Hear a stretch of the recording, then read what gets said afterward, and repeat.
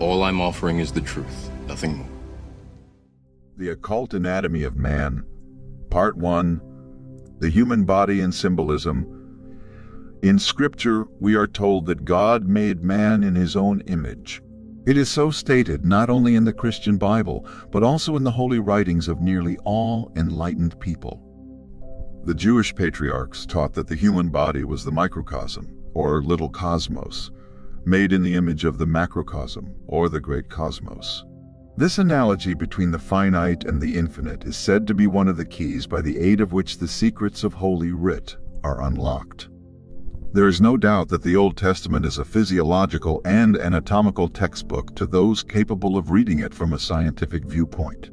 The functions of the human body, the attributes of the human mind, and the qualities of the human soul have been personified by the wise men of the ancient world, and a great drama has been built around their relationships to themselves and to each other. To the great Egyptian demigod, Hermes, the human race owes its concept of the law of analogy. The great Hermetic axiom was, "That which is above is like unto that which is below, and that which is below is like unto that which is above." The religions of the ancient world were all based upon nature worship, which in a degenerated form has survived to our own clay as phallicism. The worship of the parts and functions of the human body began in the later Lemurian period. During the Atlantean epoch, this religion gave place to sun worship, but the new faith incorporated into it. Thus trines many of the rituals and symbols of the previous belief. The building of temples in the form of the human body is a custom common to all peoples. The tabernacle of the Jews, the great Egyptian temple of Karnak, the religious structures of the Hawaiian priests, and the Christian churches laid out in the form of the cross are examples of this practice. If the human body were laid out with the arms spread in the shape of any of these buildings, it would be found that the high altar would occupy the same relative position in the building that the brain occupies in the human body. All the priests of the ancient world were anatomists. They recognized that all the functions of nature were reproduced in miniature in the human body. They therefore used man as the textbook, teaching their disciples that to understand man was to understand the universe. These wise men believed that every star in the heavens, every element in the earth, and every function in nature was represented by a corresponding center, pole, or activity within the human body. This correlation between nature without and the nature of man within, which was concealed from the multitudes, formed the secret teachings of the ancient priestcraft. Religion in Atlantis and Egypt was taken much more seriously than it is today. It was the very life of these peoples. The priests had complete control over the millions of ignorant men and women who had been taught since childhood that these robed and bearded patriarchs were direct messengers from God, and it was believed that any disobedience to the commands of the priests would bring down upon the offenders had the wrath of the Almighty. The temple depended for its maintenance upon its secret wisdom, which gave its priests control over certain powers of nature, and made them vastly superior in wisdom and understanding to the laity whom they controlled. These wise ones realized that there was a great deal more involved in religion than the chanting of mantras and the singing of hymns. They realized that the path of salvation could be walked successfully only by those who had practical, scientific knowledge of the occult function of their own bodies. The anatomical symbolism which they evolved in order to perpetuate this understanding has come down to modern Christianity, but the keys to it apparently have been lost. It is a tragic situation for religionists that they are surrounded by hundreds of symbols which they cannot understand, but it is still sadder that they have even forgotten that these symbols ever had any meaning other than the foolish interpretations which they themselves have concocted. The idea prevalent in the minds of Christians that their faith is the one and only truly inspired doctrine, and that it came parentless into the world, is unreasonable in the extreme. A study of comparative religions proves beyond doubt that Christianity has begged, borrowed, or stolen its philosophies and concepts from the religions and philosophies of the ancient and medieval pagan worlds. Among the religious symbols and allegories which belonged to the world long ago before the coming of Christianity, are a few to which we would like to call your attention. The following Christian symbols and concepts are of pagan origin. The Christian cross comes from Egypt and India. The triple mitre from the faith of the Mithraics. The shepherd's crook from the Hermetic mysteries in Greece. The Immaculate Conception from India. The Transfiguration from Persia. The Virgin Mary, as the Mother of God, is found in a dozen different faiths. There are over 20 crucified world saviors. The church steeple is an adaptation of Egyptian obelisks and pyramids, while the Christian devil is the Egyptian Typhon with certain modifications. The deeper one goes into the problem, the more he realizes that there is nothing new under the sun. A truly sincere study of the Christian faith proves beyond all doubt that it is the evolutionary outgrowth of primitive doctrines. There is an evolution in religion as well as in physical form. If we accept and incorporate into our doctrines the religious symbolism of nearly 40 peoples, it behooves us to understand, at least in part, the meaning of the myths and allegories which we borrow, lest we be more ignorant than those from whom we secured them. This brochure is devoted to the problem of explaining the relationship existing between the symbolism of the ancient priests and the occult functions of the human body. We must first understand that all sacred writings are supposed to be sealed with 7 seals. In other words, it requires 7 complete interpretations to understand fully the meaning of these ancient philosophic revelations, which we have liked to call Holy Writ. Scripture is not intended to be historical. Those who understand its literal meaning understand the least of its meaning. It is a well-known fact that Shakespeare, for dramatic reasons, brought together, in his plays, characters who had actually lived hundreds of years apart. But Shakespeare was not writing history. He was penning drama. The same is true of the Bible. Scripture leaves historians hopelessly involved in self-contradictory chronological tables, where the majority of historians will remain until the Judgment Day. Scripture furnishes excellent subject matter for debates, and also ground for hair-splitting over the meaning of terms and probable locations of unknown cities. Many of the biblical landmarks now pointed out by guides were named hundreds of years after the birth of Christ by pilgrims who suspected them of occupying sites somewhere near those mentioned in the Bible. All this may prove convincing to some, but to the thinker it is conclusive evidence that history is the least important part of Scripture.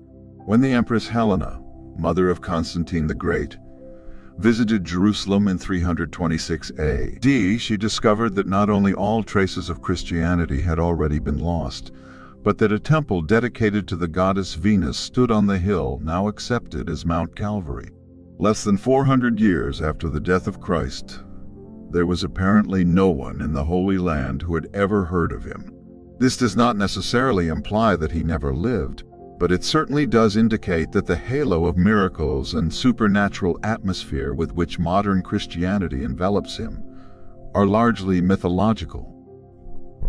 Like all other religions, the Christian faith accumulated a weird collection of fantastic legends, which are its own worst enemies, for they have taken the simple moralist of Nazareth, the man who loved his fellow creatures, and built around him a superstructure of idolatry which loves no one and serves only itself. As Buddha in India merely reformed the Brahman concepts of his day, so Jesus reshaped the faith of Israel and gave to his disciples and the world a doctrine based upon that which had gone before, but remodeled to meet the needs of the people who surrounded him and the problems which confronted the Jewish nation. The Essenes who educated Jesus were of Egyptian or Hindu origin, and his faith incorporated the best of that which had gone before. The records preserved of him are largely allegorical, and the simple man is plunged by them into a great sea of supernaturalism. This was not entirely without purpose, however, for as Shakespeare took license with history in order to present essential truths, so it seems the historians of Jesus used the character of the man as the groundwork of a great drama. He becomes the hero of a 7-sealed story, and those Christians who have studied symbolism can gain from that story the key to the true Christian mysteries. They will then realize that Scripture is perpetual history, that it pertains to no nation or people but is the story of all nations and peoples.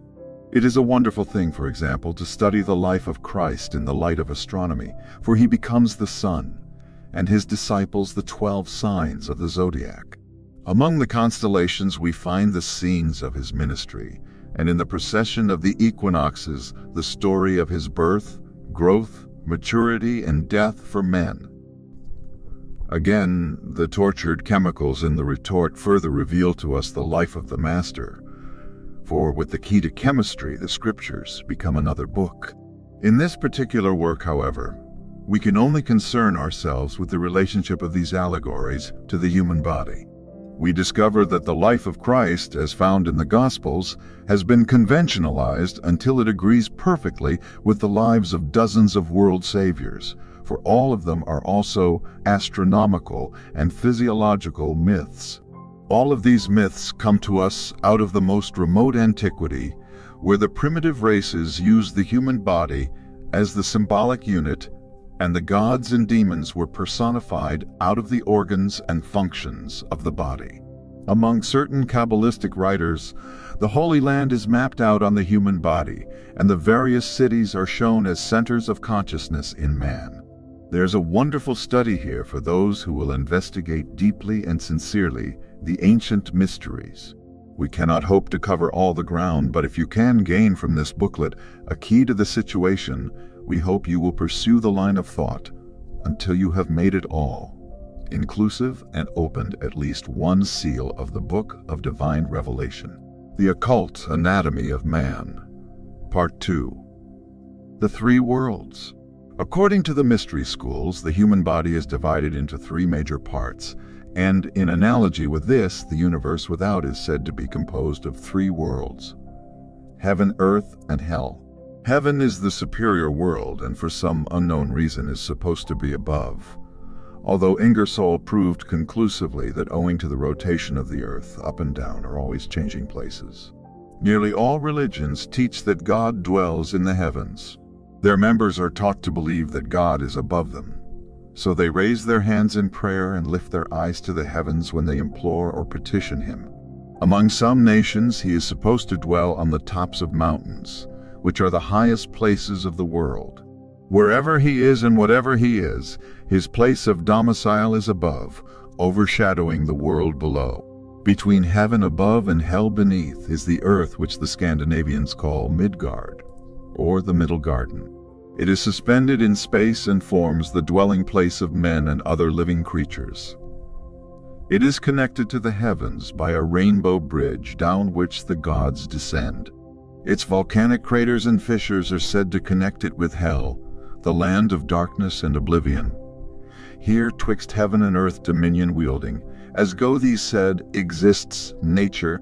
The green grass, the flowing rivers, the mighty ocean exist only in the middle world, which is a sort of neutral ground where the hosts of good and evil fight their eternal battle of Armageddon. Below, in darkness and flames, torment and suffering, is the world of hell, which we have interpreted as hell. It is the great beneath. For as surely as we think of heaven as up, we think of hell as down, while this middle place, earth, seems to be the dividing line between them. In hell are the forces of evil, the tearing, rending, destroying powers which are always bringing sorrow to the earth, and which struggle untiringly to overthrow the throne of the gods in heaven. The entire system is an anatomical myth for the heaven world of the ancients. The dome temple on the top of the mountain was the skull with its divine contents. This is the home of the gods in man. It is termed up because it occupies the northern end of the human spine. The temple of the gods who rule the earth is said to be at the North Pole, which also, by the way, is the home of Santa Claus, because the North Pole represents the positive end of the spinal column of the planetary lord. Santa Claus coming down the chimney with his sprig of evergreen, the Christmas tree, at the season of the year when nature is dead, has a fine Masonic interpretation for those who wish to study it. The same is true of the manna that descended to feed the children of Israel in the wilderness, for this manna is a substance which comes down the spinal cord from the brain. The Hindus symbolize the spine as the stem of the sacred lotus. Herefore, the skull and contents are symbolized by the flower. The spinal column is Jacob's ladder connecting heaven and earth, while its 33 segments are the degrees of masonry and the number of years of the life of Christ. Up these segments the candidate ascends in consciousness, to reach the temple of initiation located on the top of the mountain. It is in this domed room with a hole in the floor, forum and magnum, that the great mystery initiations are given. The Himalaya mountains rise above the earth, representing the shoulders and upper half of the body. They are the highest mountains of the world. Somewhere upon their summit stands the temple, resting like the heavens of Greeks upon the shoulders of Atlas. It is interesting to note that the atlas is the upper vertebra of the human spine upon which the condyles of the skull rest. In the brain there are a number of caves, ventricles, and folds, and in them, according to Eastern legends, live the wise men, the yogis and hermits. The caves of the yogis are said to be located at the head of the Ganges River. Every religion has its sacred river. To the Christians it is the Jordan. To the Egyptians it is the Nile, while to the Hindus it is the Ganges. The sacred river is the spinal canal, which has its source among the peaks of the mountains. The holy men in their retreats represent the spiritual sight in the human brain and are the 7 sleepers of the Quran who must remain in the darkness of their caves until the spirit fire vitalizes them. The brain is the upper room referred to in the Gospels where Jesus met with his disciples, and it is said that the disciples themselves represent the 12 convolutions of the brain. It is these 12 convolutions which later send their messages by means of the nerves into the body below to convert the Gentiles, or preach the gospel in the Middle Earth. These 12 convolutions gather around the central opening in the brain, the third ventricle, which is the Holy of Holies, the mercy seat, where between the spreading wings of the angels Jehovah talks with the high priest, and where both day and night the Shekinah's glory hovers.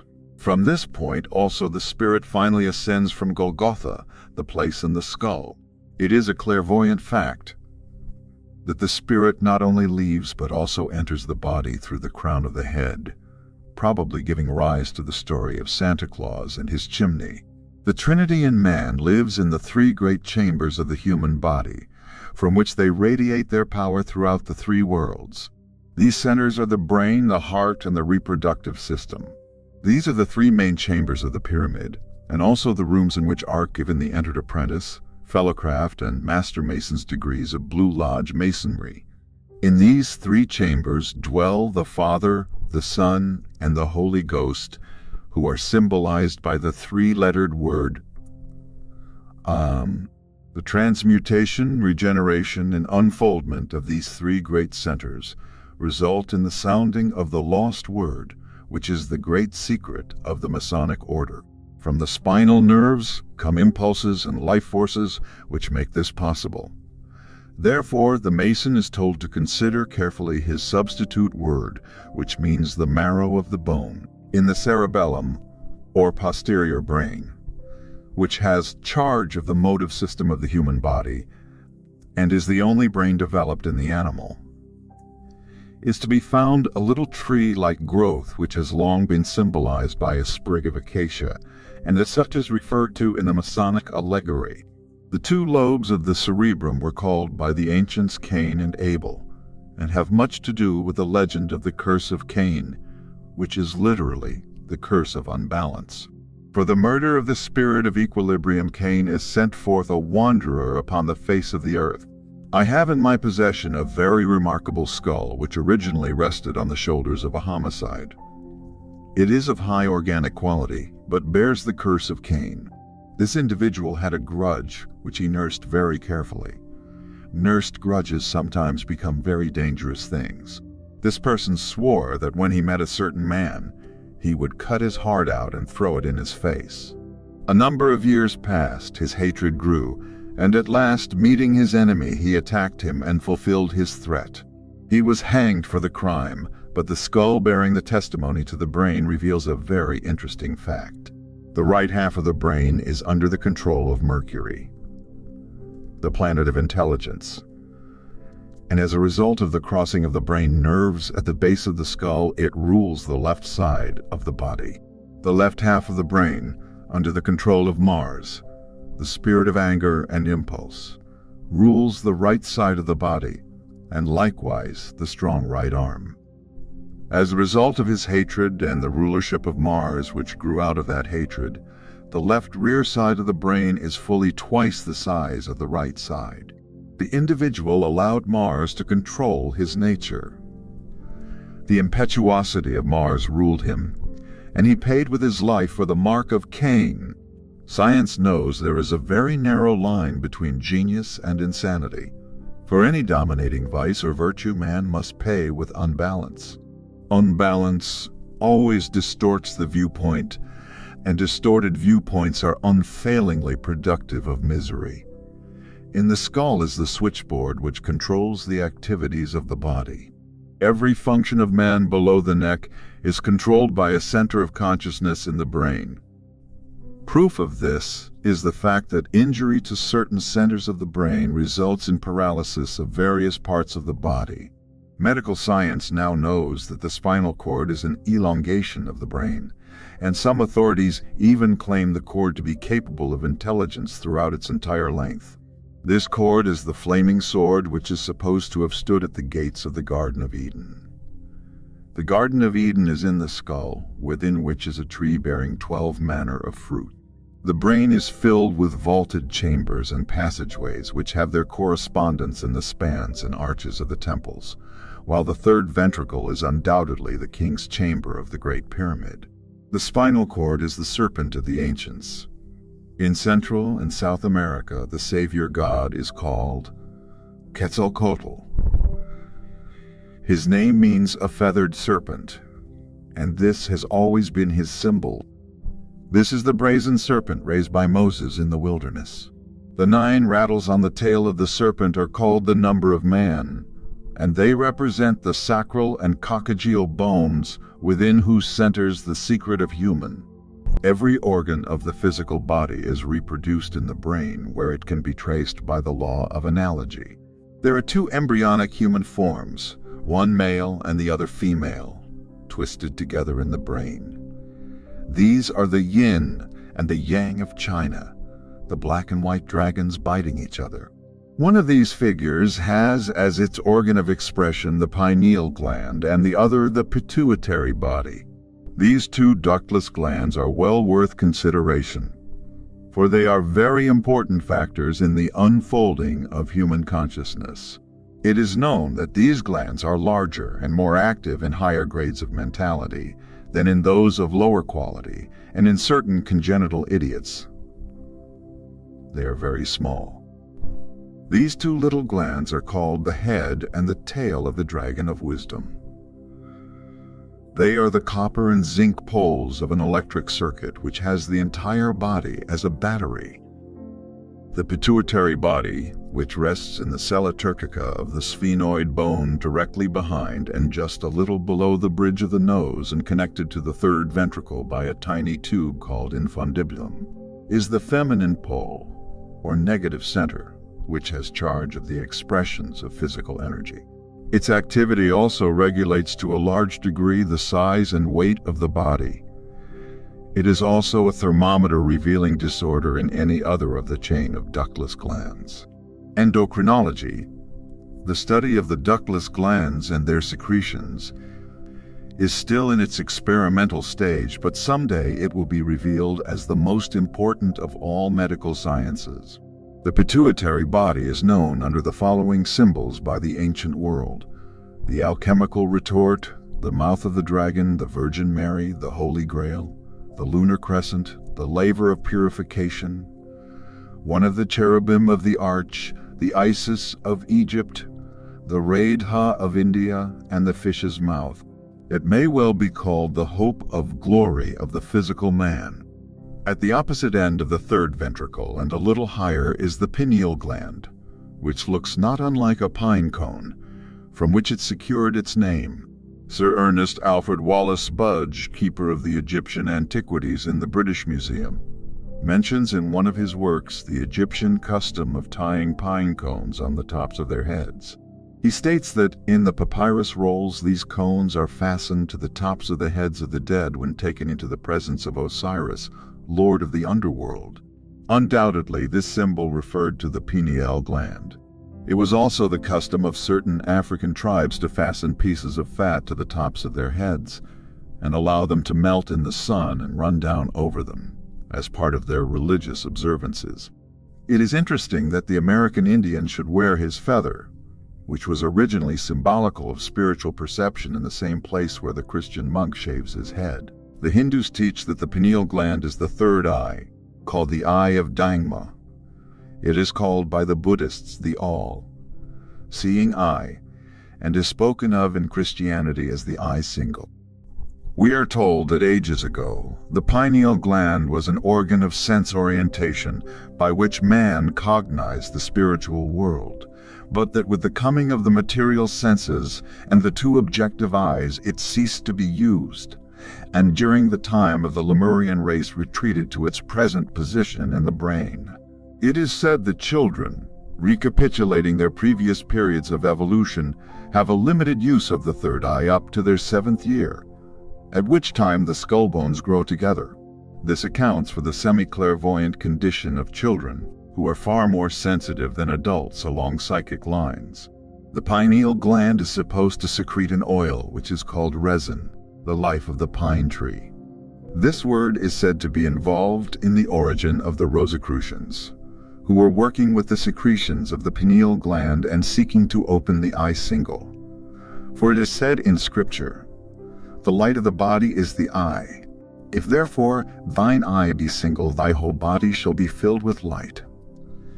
The pineal gland is the tail of the dragon, and this gland is called Joseph, for it is the father of the god man.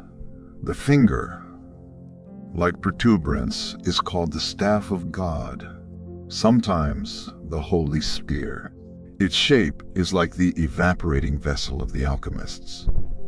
It is a spiritual organ which is later destined to be what it once was, namely, a connecting link between the human and the divine. The vibrating finger on the end of this gland is the rod of Jesse and the scepter of the high priest. Certain exercises as given in the Eastern and the Western mystery schools cause this little finger to vibrate, resulting in a buzzing, droning sound in the brain. This is sometimes very distressing, especially when the individual who experiences the phenomenon, in all too many cases, knows nothing about the experience through which he is passing. In the middle of the brain and surrounded by the convolutions is the third ventricle, a vaulted chamber of initiation. Around it sit 3 kings, 3 great centers of life and power: the pituitary body, the pineal gland, and the optic thalamus.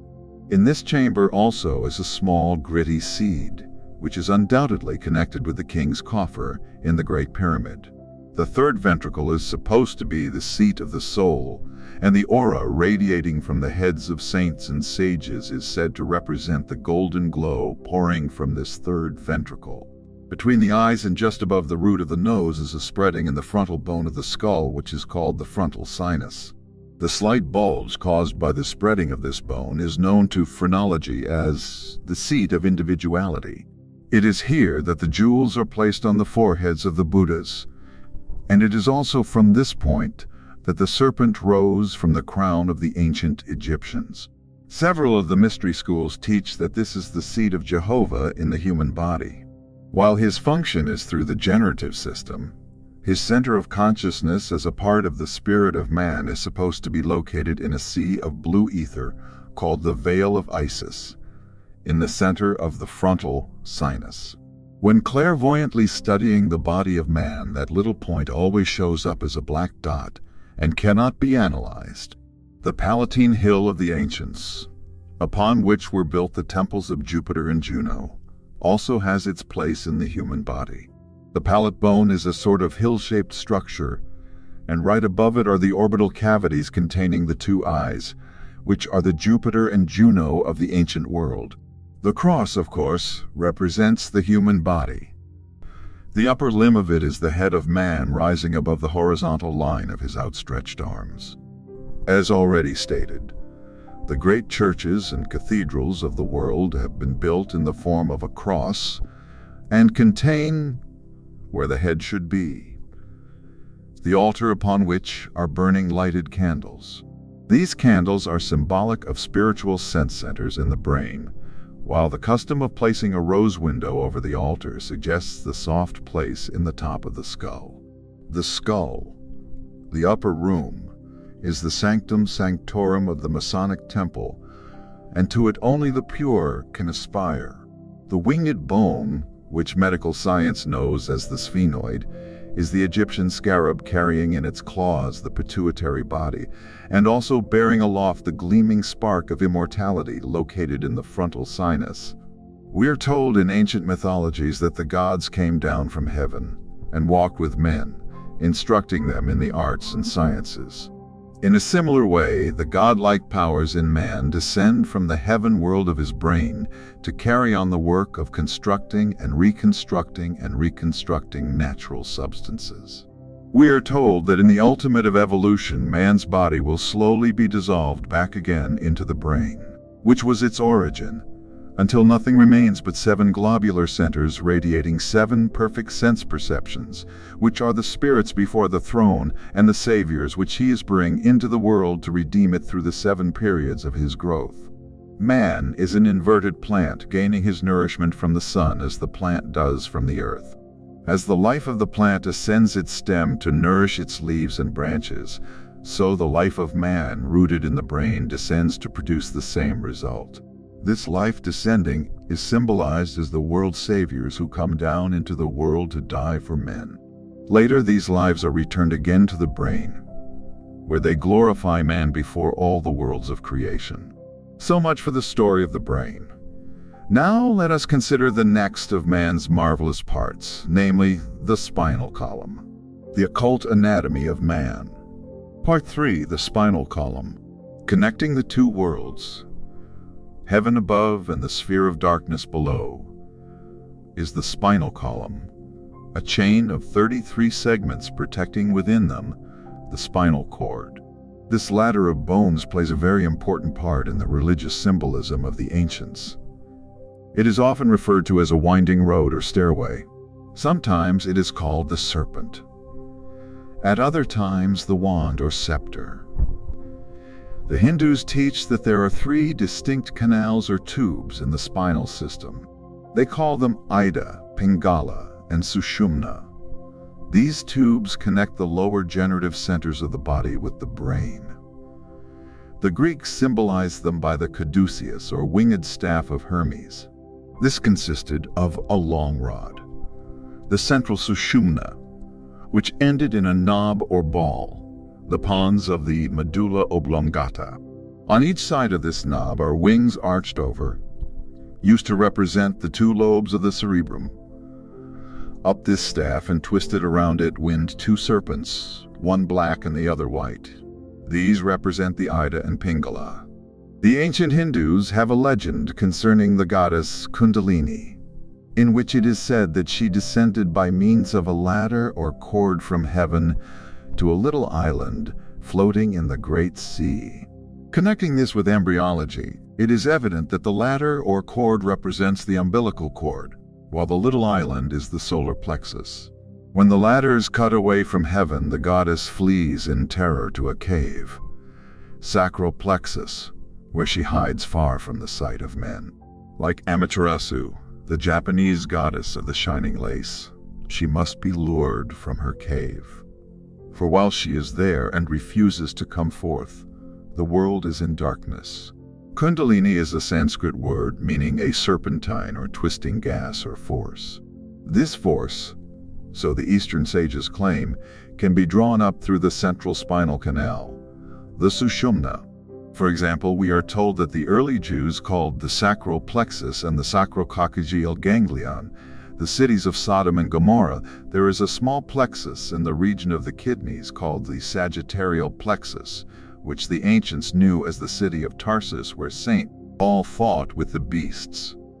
Higher occultism teaches that the lotus blossoms, nerve centers on the spine, are reflections or negative poles bearing witness of 7 great positive centers of consciousness located in the brain. These 7 function through the centers on the spine in approximately the same way that the 7 spirits before the throne function through the planetary bodies. The wanderings of the children of Israel in the wilderness, the pilgrimage of the Mohammedan to Mecca, the endless pilgrimages of Hindu holy men who spend their lives going from one shrine to another, represent the pilgrimage of the spirit fire. Kundalini, through the nerve centers along the spine, by certain specifications, force is turned into these centers one after the other until, when seen clairvoyantly, they are great, flower-like areas from which light rays stream like petals. Each of these lotus blossoms has a different number of petals according to the number of nerves which branch out from it. It is said that the Logos, when the time came to create the material universe, entered a state of deep meditation, centralizing his thought power upon the 7 flower, like centers of the 7 worlds. Gradually his life force descended from the brain, which was the great superior world, and striking these flowers one after the other wave birth to the lower worlds.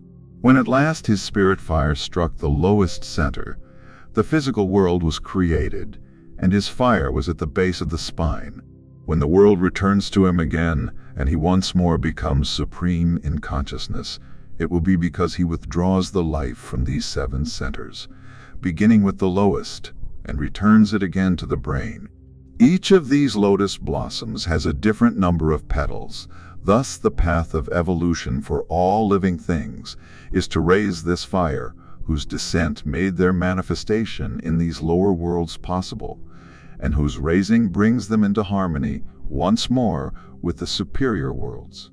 This myth of the life force that came down and took upon itself worlds is found among all the civilized nations of the earth. This is the Hiram Abiff who built the Masonic temple, the bodies, and was then slain by the 3 vehicles which he formed.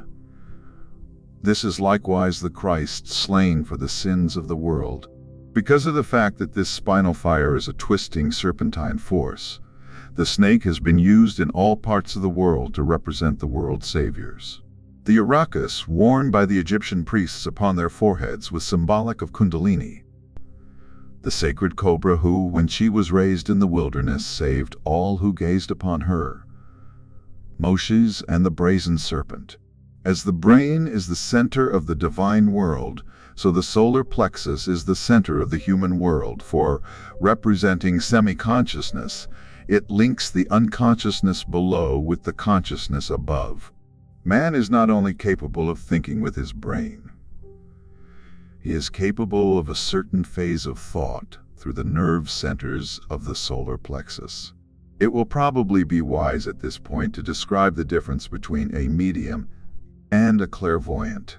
To the average person there is no difference, but to the mystic these 2 phases of spiritual sight are separated by the entire span of human evolution. A clairvoyant is one who has raised the spinal serpent into the brain, and by his growth earned the right of perceiving the invisible worlds with the aid of the 3rd eye, or pineal gland. This organ of consciousness, which millions of years ago connected man with the invisible worlds, closed during the Lemurian period when the objective senses began to develop. The occultist, however, by the process of development hinted at before, may reopen this eye and by means of it explore the invisible worlds. Clairvoyants are not born. They are made. Mediums are not made. They are born. The clairvoyant can become such only after years, sometimes lives, of self-preparation. On the other hand, the medium, by sitting in a darkened room or by other similar practices, may secure results in a few days. The medium uses the solar plexus as a mirror, and upon its sensitive nerves are reflected pictures recorded in the invisible ethers. Through the spleen, which is the gateway to the etheric body, the medium permits decarnate intelligences to come into his spiritual constitution, the result being voices and other spirit manifestations. Automatic writing is gained by permitting the etheric arm of an outside intelligence to control temporarily the physical arm of the medium. This is not possible until the medium removes his own etheric double from the arm, for two things cannot occupy the same place at the same time. The process of periodically separating the life forces from the physical arm is very dangerous, often resulting in paralysis. Mediumship is unnatural to man, while clairvoyance is the natural result of growth and the unfolding of the spiritual nature. There are 100 mediums to one clairvoyant, for the clairvoyant can become such only through self-mastery and the exertion of tremendous power. While the weaker, the more sickly, and the more nervous an individual is, the better medium he makes. The clairvoyant is unfolding his mind by filling it with useful knowledge, while the first instruction given the would-be medium is make your mind a blank. The reason mediumship through the solar plexus is a retrogression may be summed up as follows. The group spirits who control the destinies of the animal kingdoms govern, then charges through pictures thrown against the solar plexus, for the animal has no self-conscious mind. As a result, instead of thinking with its own brain, it thinks with the brain of the group spirit, to whom it is attached by invisible magnetic cords. These cords convey their impressions and photograph them upon the sympathetic nervous system. Having no will of its own, the animal is incapable of combating these urges and consequently obeys them implicitly. Man governs himself through the cerebrospinal nervous system because he has developed individuality, and the sympathetic system no longer rules him. Opening himself to impulses through the solar plexus area, the medium is thwarting his own growth by preventing the cerebrospinal nervous system from controlling his destiny. Man has always liked to lean on external things. He hates to face each problem and solve it with the brain God gave him. He consequently leans on the invisible worlds, asking them to help him to accomplish the labors which he should do by his own efforts. Thousands of people must carry the karmic responsibilities of the medium. For many follow this calling because hundreds of people want to talk to deceased relatives or get inside tips on the stock exchange. Those who, by their patronage, encourage things of which they do not themselves approve are personally responsible for the injury which their selfishness has thus permitted other persons to inflict upon themselves. The difference, therefore, between mediumship and clairvoyance is about half the length of the spinal column. It is the difference between negative and positive. It is the difference between the midnight of the seance room and the noonday of the temple. All of the organs within the body of man have their religious significance. The heart with its chambers is itself a temple standing upon the mountain of the diaphragm. The spleen with its little umbrella-shaped body collects the sun's rays and has charge of the etheric body. It is this etheric body coiled within the spleen that injects the white blood corpuscles into the circulatory system. We know that the human body has been the inspiration for nearly all mechanical contrivances. Hinges are copied from lie human body, likewise die ball and socket joint. We are told that the first plumbing was reproduced from the arterial and venous circulatory systems. Hundreds of machines and implements have been inspired by the subtle workings of our own vehicles, for the human body is the most marvelously constructed machine that the human mind can study. The close relationship between the generative system below and the brain above, for the brain is a positive generating system, is of course due to the spine connecting them. At a certain time, a number of little doors which now separate the brain from the generative system are opened, and the sushumna becomes an open tunnel so that every impulse is carried immediately to both ends of the body. It is for this reason that the candidate assumes the vows of celibacy, for the close connection existing in the advanced disciple between the brain and the reproductive system necessitates an absolute conservation of all life energies. The tonsils are directly connected with the generative system. In fact, they are part of its positive pole in the brain. The customs of vaccinating healthy children and cutting out normal tonsils on general principles should be reconsidered. Most tonsils are infected as the result of the child eating too many sweets during the first years of life. The moral is, don't cut out the tonsils, cut out the sweets. Many parents are responsible for the illness of their children. Through either ignorance or indulgence, they allow the infantile consciousness, as yet uncontrolled by its higher vehicles, to destroy itself before life fairly begins. When children are sick during the early years of life, the physician will often find the cause of the ailment in the parent, and the father or mother, not the child, should be dosed with pills. If the stomach is kept in proper condition, the tonsils will give very little trouble. The absolute economy exhibited by nature in the building of all its structures should be sufficient proof that the Lord was not wasting his time when he made tonsils and appendixes. He apparently had reason for making them, but these poor, unoffending organs have become a gold mine to medical scientists who remove them at the slightest provocation. We are told that the vertical position assumed by the human body, which forces the contents of the intestinal tract to travel part of the time uphill, is the reason for the appendix, which is missing in creatures of horizontal carriage.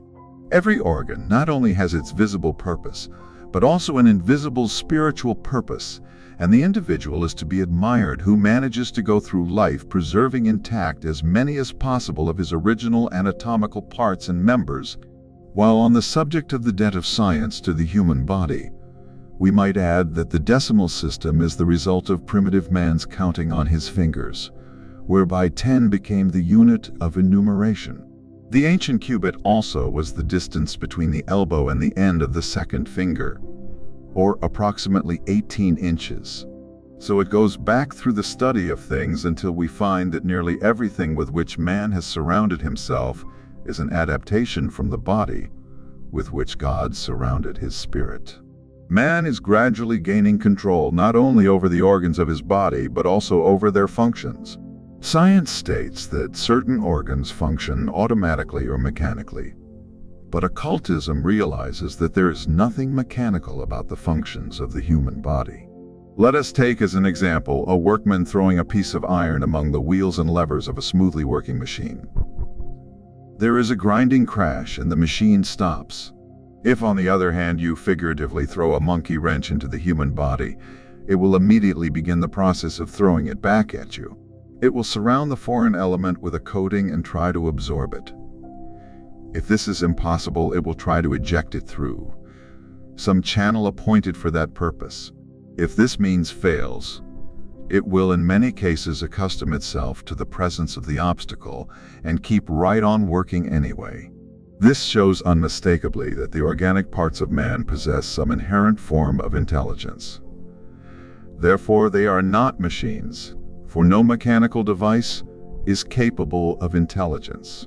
Paracelsus, the great Swiss physician who after many years in the Far East returned to Switzerland to teach medicine, first gave to the European world its concept of the nature spirits. He taught that the functions of nature were under the control of little creatures who were invisible to the normal senses, but who, working through the kingdoms of life, minerals, plants, animals, and parts of the human body, kept all of these evolving in an intelligent way, under the control of the great celestial hierarchy of Scorpio, which has charge of all bodybuilding in nature.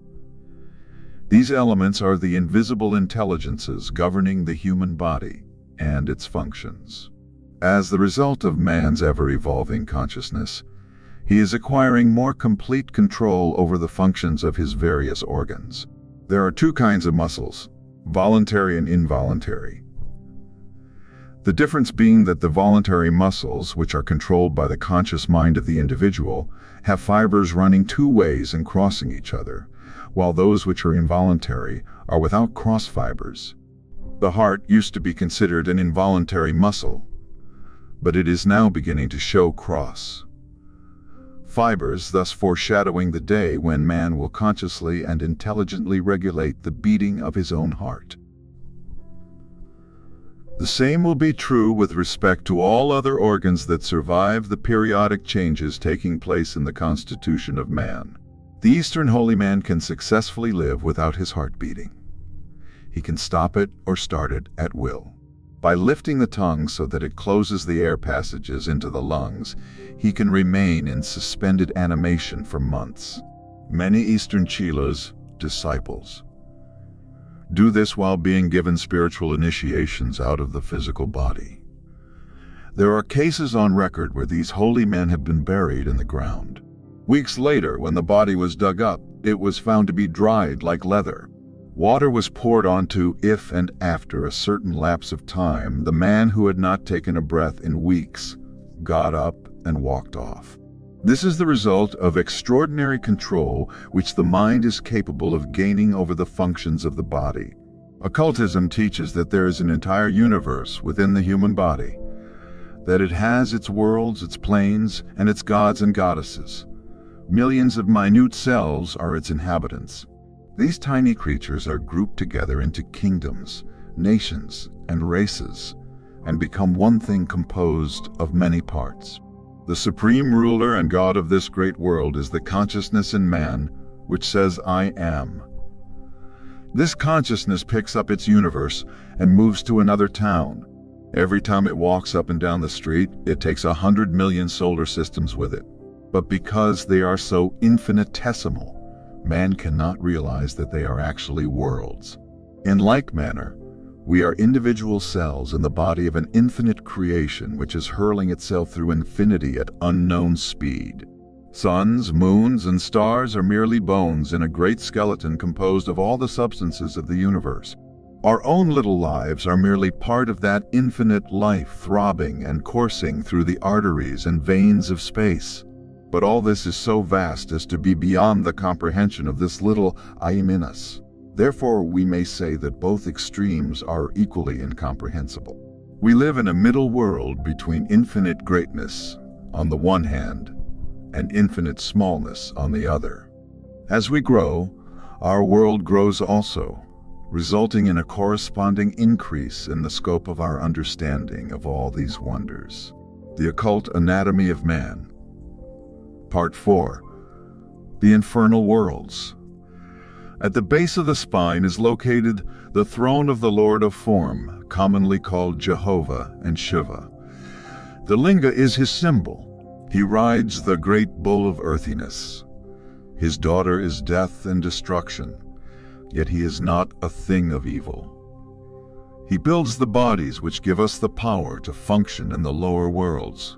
He crystallizes them around lines of force.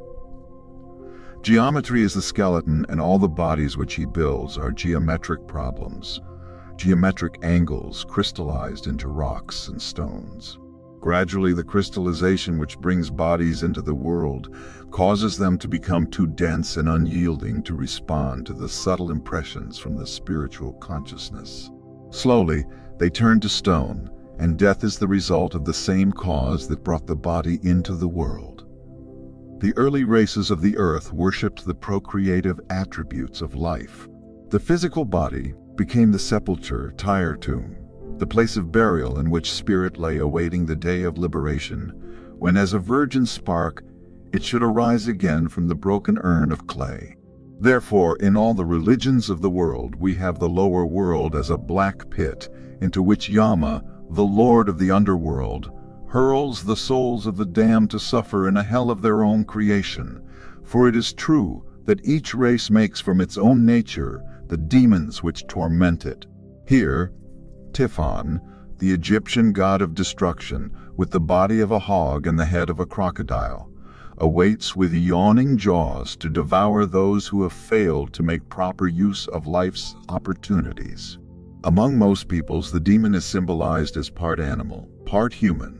He dwells in the animal nature of man, and those who are controlled by their appetites, their likes and dislikes, their hates and fears, need no further damnation. They have built their own hell and are experiencing its torments. The generative system is gradually being absorbed into the brain, and the man of the next great world period will generate progenies, or at least form vehicles for them, through the larynx, which is the organ of the spoken word. We are told that a small etheric body, which will later be the organ of positive reproduction, is gradually being built near the larynx. Ultimately, human beings will become capable of raising the spinal fire through the Sushumna canal. This is an evolutionary process, however, covering a long period of time. The physical body is supposed to be under the control of the moon, which rules the liquids of the earth. The moon was the last incarnation of the earth spirit, and the human race passed through its state of animal consciousness in the etheric body of the Moon Lord. The lunar spirits are called the ancestors and are known to Christians as angels. These beings have control of the generative powers of animal and man. The life coming into incarnation often chooses its future vehicle many years before it appears in the world. It is said that the etheric germ is placed in the body of the parent as long as 20 years before the child comes into the world. This is the result of its search for an environment especially suited to its spiritual and material needs. Certain occult schools have taught that the spiritual consciousness of man was not fixed in any point of the body, but was in whatever part of man his thoughts dwelt. We know that there are 3 worlds where man may dwell. The first is his mental world, where he may live surrounded by his thoughts, his dreams, and his aspirations. The second is his human world, where he may be one of the great middle class which thinks a little, eats a little, and worries unceasingly. The third possible home is his animal world, where he may dwell in the midst of passions, lusts, and hates, which burn his soul and consume his body. The history of primitive races shows that they have risen through all of these stages until at last a few have become truly thinking creatures. The blood of every man is individual. When crystallizing, it forms into geometric patterns which differ with every person, so that by means of blood analysis, a far surer system could be evolved for crime detection than either the Bertillon or fingerprint systems. The story of man's soul is written in his blood. The position he occupies in evolution, his hopes and his fears, are all imprinted on the etheric forms which flow through his bloodstream. Until red blood came into the body, the spirit of man could not enter, but hovered over the body, attached to it by an electric thread. By studying crickets, grasshoppers, and similar small creatures clairvoyantly, it is possible to observe impulses from the little globes hovering over their bodies, which result in the primitive motion and sense which they demonstrate. Therefore, it is said that the actual line between the vegetable and the animal is drawn with the coming of red blood. Consequently, certain small fishes, mollusks, etc., are technically vegetables, although not recognized as such by science. The liver is the key to the red blood. Lucifer's red garments derive their color from the blood, while the word Lucifer means a carrier of light or heat, and is a name for the blood. For this reason, he is the spirit of temptation.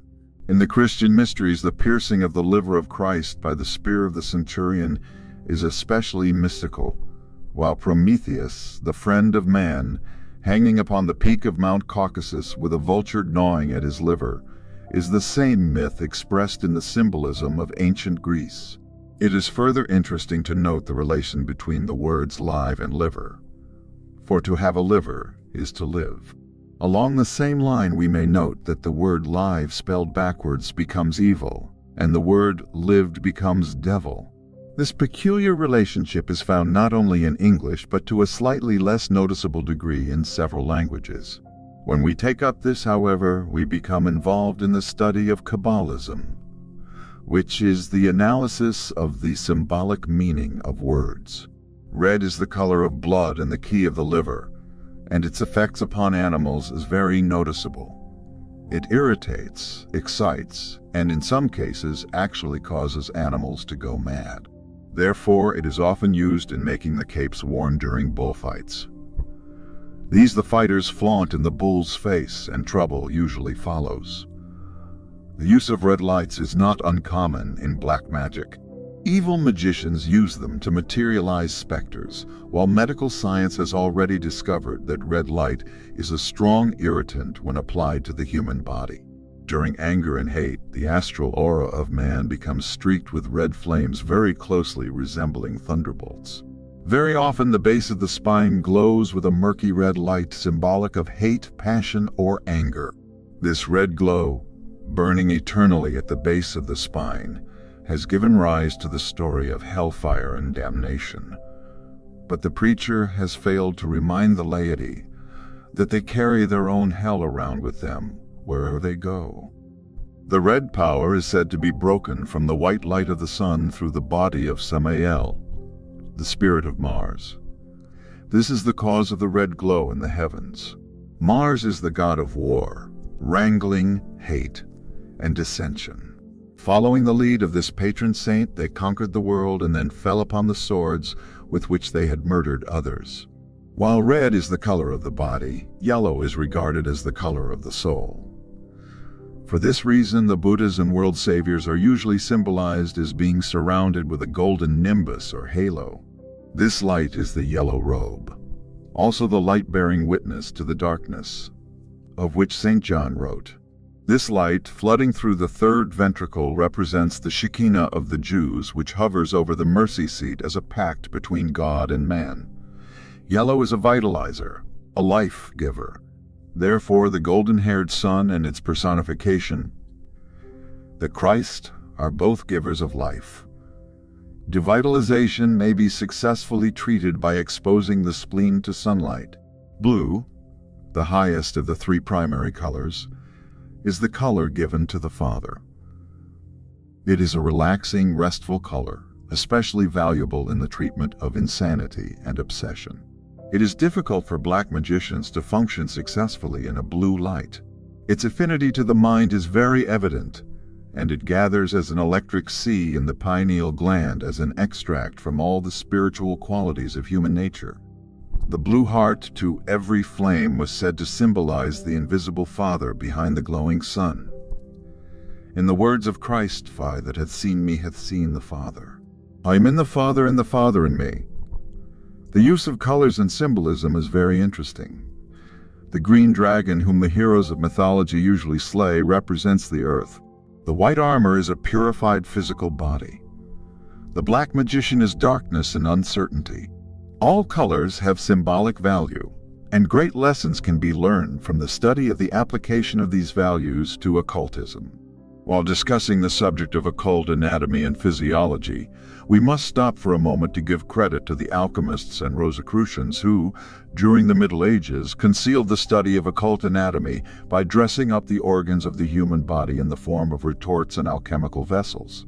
One of their great exponents said in substance, "Our chemistry is not with chemicals as you know them, but with certain secret vessels, internal organs, and spiritual chemicals which are invisible to the ordinary individual. We do not believe in torturing chemicals, combining them to form gases, vapors, or seething masses. For chemicals, like men, can suffer when brought into unkind relationship with each other. The alchemical furnace was the human body. The fire that burned in it was at the base of the spine. The chimney was the spinal cord up which the vapors passed to be gathered again and distilled in the brain. This was indeed a secret system brought to Europe from the Far East, where for centuries it has been considered the highest form of religion. We may call these occult truths the principles of operative spirituality in contradistinction to modern religion, which is made entirely of speculative theories. People do not dream that religion is physiological, nor would they believe that their salvation depends entirely on scientific uses of the life elements and forces within their own bodies. But in spite of all that may be said to the contrary, such is the case. During the next few years, much will be done to enlighten man concerning the secret workings of his own parts and members. It is very interesting to note the similitude existing between the incarnations or appearances in the world of the great avatar, Vishnu, and the changes which take place in the human embryo previous to birth. This brings us to our next subject, occult embryology. The occult anatomy of man. Part 5. Occult embryology. The great Lord Vishnu has already come 9 times into the world to save his people. His 10th birth is yet to come. His 9 appearances closely parallel the 9 principal changes taking place in the human embryo previous to birth. Vishnu was first born out of the mouth of a fish. He then rose out of the body of a turtle. Still later he appeared as a boar, then a lion, afterwards a monkey. And after a number of still other changes, he appeared as a man. I noted some time ago that a scientist had arranged a table showing the relationship of the human brain to various animals during the prenatal period. He followed exactly the list of incarnations of Vishnu while totally unaware that he was linking together Oriental occultism and Occidental embryology. The cosmogony myths of nearly every nation are based upon embryology. The formation of the cosmos is said to have taken place in the same way that man is formed, only on a larger scale. For example, in the Vishnu Puranas, we are told that creation took place within the womb of Mem. Space was surrounded by great mountains and cliffs. The Korean. The universe was created out of water and floated in a great sea, the amniotic fluid. Down a ladder, the umbilical cord, came the gods. 4 rivers flowed into the new land, as told in Genesis.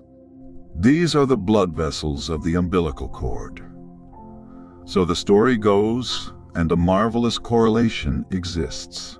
Someday perhaps a new science may be based upon the law of analogy. This will prove to be a far greater contribution to scientific data than all the scientific speculations of all ages. It is reasonably certain that the story of Adam and Eve and the Garden of Eden is based upon embryology, and that the womb is the original Garden of Eden.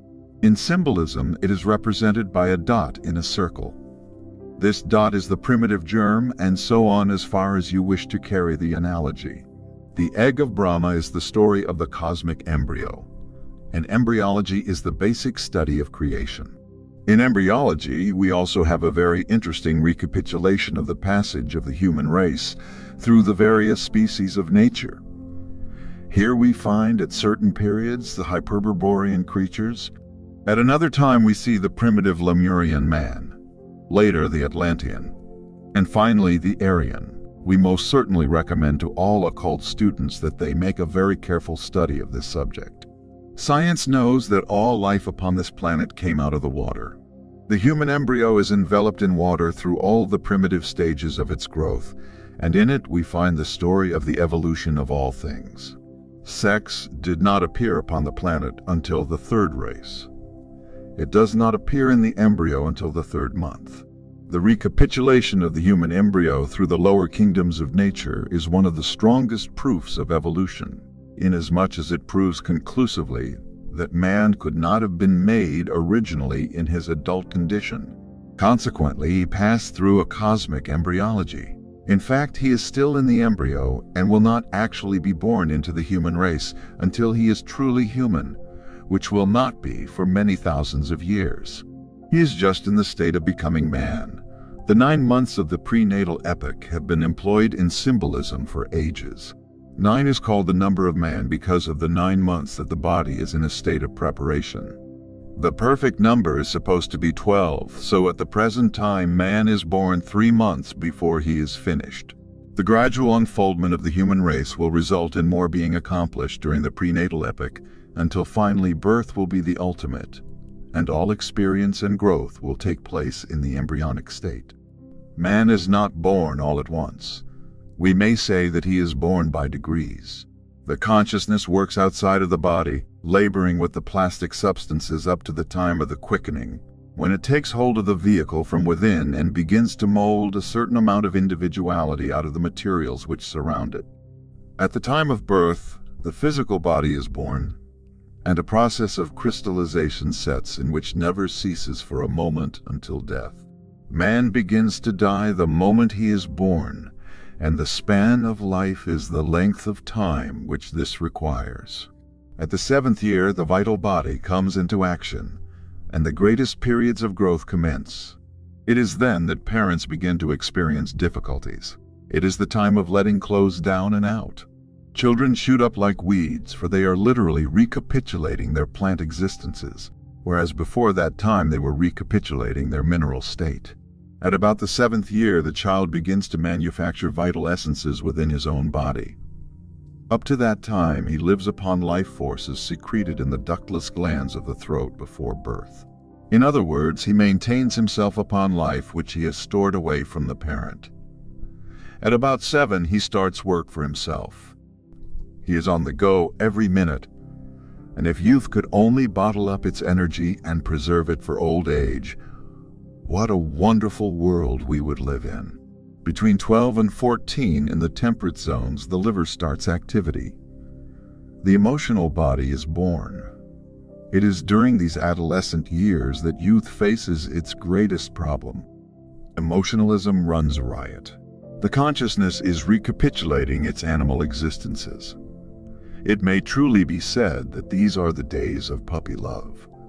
These are years often filled with great mistakes. More lives are blighted between the 14th and 21st years than at any other period of life. It has been observed that the children of strongly emotional races are often brilliant and at the head of their classes until adolescence. When, however, the emotional nature becomes active at about the 14th year, these children frequently lose interest and ability in formal education. Any school teacher who has taught foreign children will vouch for this condition among certain nationalities. The moron is an example of the loss of mental function with the birth of the astral body, and there are many of these examples. During these years of emotional riot, parents must rule their children with firmness and kindness, or those same children will turn someday upon their parents and blame them for ruined lives. Between 18 and 21, according to climatic conditions, the mental body takes hold, and we say that the individual has reached the age of majority. He is then permitted to vote. His father presents him with a gold watch and sends him out into the world to seek his fortune. Not one person in a million realizes why 21 is set as the age of majority, but every occultist knows the reason.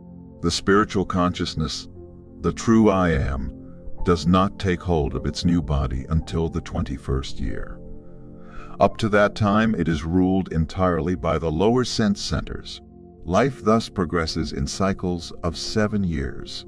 As an example of this, we know that the 28th year is the period of second physical birth, the 35th year the period of second vital birth, or as it is called, second growth, the 42nd year, the period of second emotional birth.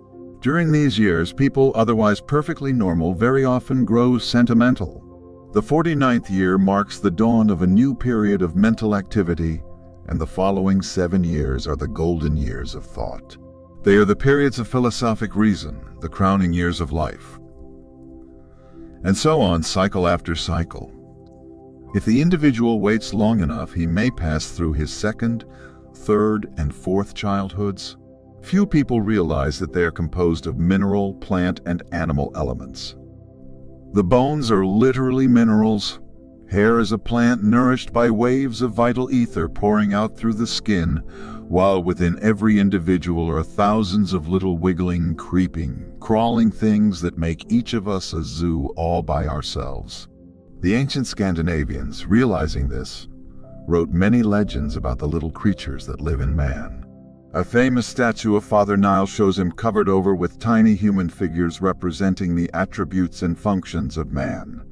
Man is a great study, but we make very little use of our textbook. The scriptures of all nations are filled with anatomical references to cities and places that have no existence outside of man himself. The 12 gates of the holy city are the 12 apertures in the human body.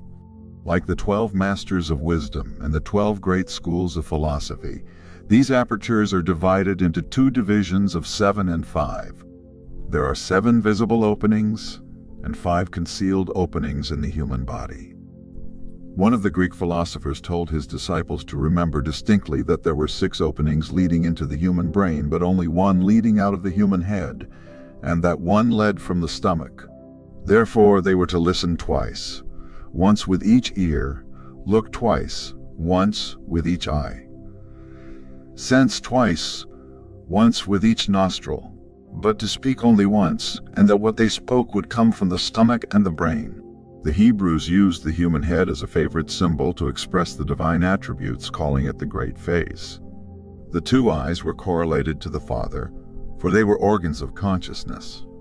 The 2 nostrils to the Son, because they were organs of sense and also vehicles for prana, the life force in the ether. The mouth was used to symbolize the Holy Spirit, the one who sent forth the spoken word and formed the world. The 7 vowels to which the mouth gave birth were the 7 spirits before the throne. Also the vials and trumpets of revelation.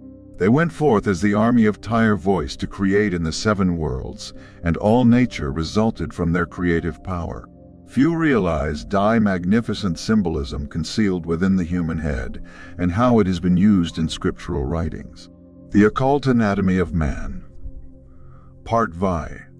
Occult Masonry to the student of mystic masonry. One problem eternally presents itself. He knows it under many names. It is told to him in many symbols, but briefly it may be defined as the purification and liberation of spirit and body from the bane of crystallization and materiality. In other words, he is seeking to rescue the life buried amidst the ruins of his fallen temple and restore it to its rightful place as the keynote of his spiritual arch. When studying ancient masonry, we are dealing with one of the first revelations of what we know as the wisdom teachings. Like other great mysteries, it consists of solutions to problems of everyday existence. It may seem of little use to us now to study these ancient abstract symbols, but in time, every student will realize that the things he now casts aside as worthless are the jewels which one day he will need. Like the centaur in the zodiac, man is eternally striving to lift his human consciousness from the body of the animal. And in the 3-runged ladder of masonry, we find the 3 great steps which are necessary for this liberation. These 3 steps are the 3 grand divisions of human consciousness. We can briefly define them as materiality, intellectuality, and spirituality. They also represent action on the lowest rung, emotion on the central, and mentality on the highest. All human beings are lifting themselves up to God by climbing these 3 steps that lead to liberation. When we have united these 3 manifestations into a harmonious balance, we then have the flaming triangle. The ancients declared God as the dot in the circle to be unknowable, but said that he manifested through his 3 witnesses, the Father, the Son, and the Holy Spirit. Now the same is true with man. The part of God which is within each of us can manifest only through his 3 witnesses. The Father manifests through our thoughts, the Son through our emotions, and the Holy Spirit through our actions. When we balance our thoughts, our desires, and our actions, we have an equilateral triangle. When man's purified life energies radiate through these 3 witnesses, we have a halo of flame added to the triangle, in the center of which is God, the unknowable and unthinkable one, the Ud or flaming letter of the Hebrew alphabet, the abyss which no one can understand but from which all things come. The life of this unknown pours outward through the triangle, which in the higher degrees is surrounded by a halo of flame. The halo is the soul built from the transmuted thought, action, and desire, the eternal triangle of God. Among Masonic symbols is the beehive, called the symbol of industry, for it clearly demonstrates how man should cooperate with his fellow men for the mutual development of all. It also contains a much deeper message, for each living soul is a bee that travels through life and gathers the pollen of wisdom from the environments and experiences of life. As the bee gathers the honey from the heart of the flower, so each of us should extract the spiritual nectar from each happening, each joy, and each sorrow, and incorporate it into the great beehive of experience. The soul, body of man. In the same way, it is said that the spiritual energies in man eternally take the life forces he is transmuting and carry them up into the beehive in the brain, where is kept the honey or oil necessary for the sustenance of life. The ancient gods are said to have lived on nectar and not to have eaten or drunk like other men.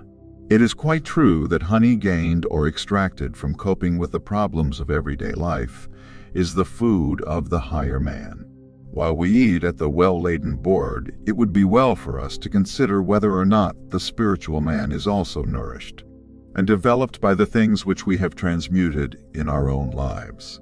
An ancient philosopher once said that the bee extracts honey from the pollen of the flower, while from the same source the spider extracts poison. The problem which then confronts us is, are we bees or spiders? Do we transform the experiences of life into honey, or do we change them into poison? Do they lift us, or do we eternally rebel against the pricks? Many people become soured by experience, but the wise one takes the honey and builds it into the beehive of his own spiritual nature. It is well for us also to consider the grip of the lion's paw, one of the world's oldest symbols of initiation. In ancient times, the neophyte on his way through the mysteries of Egypt's temples was finally buried in a great stone coffer for the dead, later to be raised to life again by the master initiate in his robes of blue and gold. When the candidate was thus raised, the Grand Master wore upon his arm and hand the paw of a lion as a glove, and it was said of the newly raised disciple that he had been brought to life by the grip of the lion's paw. The Hebrew letter Yod, which is used in the center of the triangle and is sometimes a symbol of spirit because of its flame-like appearance, means, according to the Kabbalist, a hand that is stretched forth. We understand this to symbolize the sun spirit in man, which is said to be enthroned in the sign of Leo, the Lion of Judah. And as the fruits of the fields and the seedlings are grown and developed through the sun's rays, so it is said that the crystallization of man is broken up and dispelled by the light of the spiritual sun, which raises the dead with its power and liberates the latencies of life. The spirit in man, with its eyes that see in the dark, is ever striving to lift the lower side of his own nature to union with itself. When the lower man is thus raised from materiality by the higher ideals which unfold within his own being, it is said that the spirit of light and truth has raised the candidate for initiation by the grip of the lion's paw. Consider the symbolism of the two Johns as we find them in the Masonic rituals. John means ram, and the ram is symbolical of the animal passions and propensities of man. In John the Baptist, dressed in the skins of animals, these passions are untransmuted, while in John the Evangelist they have been transmuted until the vehicles and powers which they represent have become the beloved disciples of the Christ, life in man. We often hear the expression, riding the goat or climbing the greased pole. This is of symbolic import to those who have eyes to see, for when man masters his lower animal nature, he can say honestly that he is riding the goat. And if he cannot ride the goat, he cannot enter the temple of initiation. The greased pole which he must climb refers undoubtedly to the spinal column. And it is only when the consciousness of man climbs up this column into the brain that he can take the degrees of Freemasonry. The subject of the lost word should be considered as an individual problem. Man himself, that is, die true principle, may be called the lost word, but it is better to say that it is a certain something radiating from man, which constitutes a password recognized by all members of the craft. When man, as the architect of his temple, abuses and destroys the life energies within himself, then the builder, after having been murdered by the three lower bodies, carries with him to the tomb where he has laid the word, which is the proof of his position. Abuse of mental, physical, or spiritual powers results in the murder of energy. And when this energy is lost, man loses with it the sacred word. Our lives, our thoughts, desires, and actions are the living threefold password by which a master builder knows his kin. And when the student seeks admittance to the inner room, he must present at the temple gates the credentials of a purified body and a balanced mind. No price can buy this sacred word. No degree can bestow it, but when within ourselves the dead builder is raised to life once more, he himself speaks the word, and upon the philosopher's stone built within himself is engraved the living name of the divine. It is only when this builder is raised that the symbols of mortality can be changed into those of immortality. Our bodies are the urn containing the ashes of Hiram. Our lives are the broken pillars. Crystallization is the coffin, and disintegration is the open grave. But above all is the sprig of evergreen promising life to those who raise the serpent power, and showing that under the debris of the temple is buried the body of the builder, who is raised. When we liberate the divine life which is locked within our material natures, there are many of these wonderful Masonic symbols handed down to us from the forgotten past. Symbols whose meanings, long lost, have been buried beneath the mantle of materiality. The true Mason, the child of light, still cries out for liberation, and the empty throne of Egypt still waits for the king of the sun who was killed. All the world still waits for Balder, the beautiful, to come to life again, for the crucified Christ to roll away the stone and rise from the tomb of matter, bringing his own tomb with him. When a man has so lived that he can understand this wonderful problem, the great eye or center of consciousness is enabled to see out through the clean glass of a purified body. The mysteries of true masonry, long concealed from the profane, are then understood, and the new master, donning his robes of blue and gold, follows in the footsteps of the immortals who are climbing, step by step, the ladder leading upward to the 7 stars. Far above, the Ark, the source of life, floats over the waters of oblivion on high and sends its messages down to the lower man through the cable top. When this point is reached, the door in the G is closed forever, for the dot has returned to the circle. The threefold spirit and the threefold body are linked together in the eternal seal of Solomon. Then does the cornerstone which the builder rejected become again the head of the corner, and man, the capstone long missing from the universal temple, is again in place. The daily occurrences of life are sharpening our senses and developing our faculties. These are the tools of the craft, the mallet, the chisel, and the rule.